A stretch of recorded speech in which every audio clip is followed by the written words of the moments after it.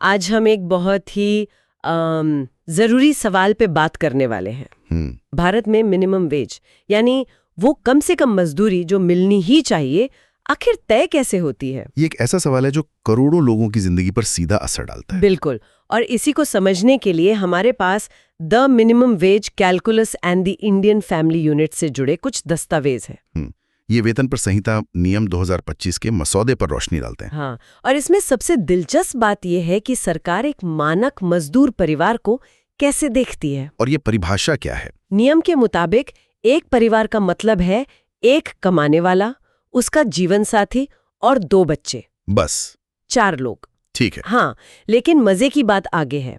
नियम कहता है कि इन 4 लोगों को कुल मिलाकर 3 अडल्ट कंजम्पशन यूनिट माना जाएगा।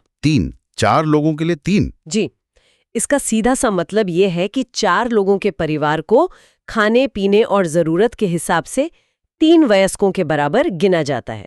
और मतलब यहीं से समस्याएं शुरू होती हैं। अच्छा, तो पहली नजर में ही ये थोड़ा अजीब लगता है। और इसमें पहली बड़ी खामी है वो है परिवार की सोच को लेकर।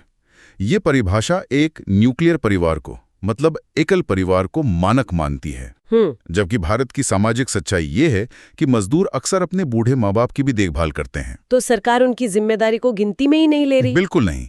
वो जिम्मेदारी मजदूर की है, लेकिन मजदूरी तय करते वक्त माँ बाप को गिनती से ही बाहर कर दिया जाता है। लेकिन ये तो बड़ा विरोधाभास है, क्योंकि राजनीतिक मंचों पर तो हमेशा संयुक्त परिवार को भारतीय संस्कृति की शान बताया जाता है। हाँ, भाषणों में। लेकिन जब उसी परिवार को आर्थिक मदद देने की बारी आती है तो वो अचानक से गायब हो जाता है। आपने बिल्कुल सही नब्ज पकड़ी है। भाषणों के लिए भारतीय परिवार और कंपनियों के बैलेंस शीट के लिए न्यूक्लियर परिवार। अब उस गणित पर वापस आते हैं। 4 लोगों के लिए 3 कंजम्पशन यूनिट। हाँ, इसका मतलब ये है कि ये मान लिया गया है कि कमाने वाले के अलावा पत्नी और बच्चों को कम खाने की जरूरत होती है। मतलब ये कि कानून की नजर में ही परिवार के सभी सदस्यों को बराबर नहीं देखा जा रहा। सही बात है। ये तो एक तरह से महिलाओं और बच्चों के लिए पोषण की कमी को कानूनी मान्यता देने जाता है। ये तो काफी गंभीर बात है। और कैलोरी की गिनती का क्या? वो भी एक मसला है। नियम में 2700 कैलोरी प्रतिदिन का मानक तय किया गया है। लेकिन जरा सोचिए, क्या एक ऑफिस में काम करने वाले और एक कंस्ट्रक्शन साइट पर दिन भर काम करने वाले मजदूर की जरूरतें एक हो सकती हैं? नहीं, बिल्कुल नहीं। एक रिक्शा चलाने वाले या मजदूर को ठीक से काम करने के लिए 3000 से ज्यादा कैलोरी चाहिए। ये मानक तो मजदूर को आधा पेट रखने जैसा है। तो एक तरफ परिवार की परिभाषा अधूरी है, दूसरी तरफ कैलोरी का गणित भी असलियत से दूर है। और तस्वीर और भी बड़ी है। ये परिभाषा प्रवासी मजदूरों की सच्चाई को तो बिल्कुल ही नजरअंदाज कर देती है। अच्छा, वो कैसे? वो बेचारे अक्सर 2 घर चलाते हैं। एक शहर में जहां वो काम करते हैं और एक गांव में जहां उनका परिवार रहता है। इस दोहरे खर्च का तो इस फॉर्मूले में कोई जिक्र तक नहीं है। तो फिर ये सब देखकर सवाल उठता है कि जब इस फॉर्मूले में इतनी सारी साफ साफ खामियां हैं जो जमीनी हकीकत से मेल नहीं खाती, तो फिर इसे बदला क्यों नहीं जाता? देखिए, वजह सीधी और साफ है। क्या? इसका सीधा ताल्लुक मजदूरी की रकम से है।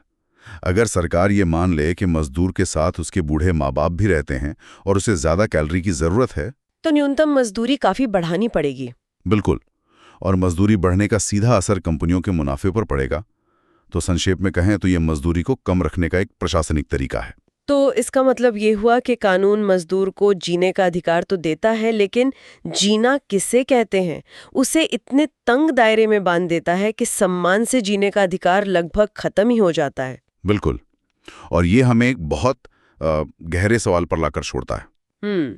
नियम एक परिवार को देखभाल की इकाई नहीं, बल्कि खपत की इकाई या कंजम्पशन यूनिट के तौर पर देखता है। मतलब कितना उपभोग करते हैं उस नजर से। हाँ, तो जब किसी समाज की आर्थिक नीति में परिवार की पहचान इस बात से हो कि उसके सदस्य कितना खर्च करते हैं, न कि इस बात से कि वो एक दूसरे की देखभाल कैसे करते हैं, तो ये उस समाज के मूल्यों के बारे में क्या बताता है ना?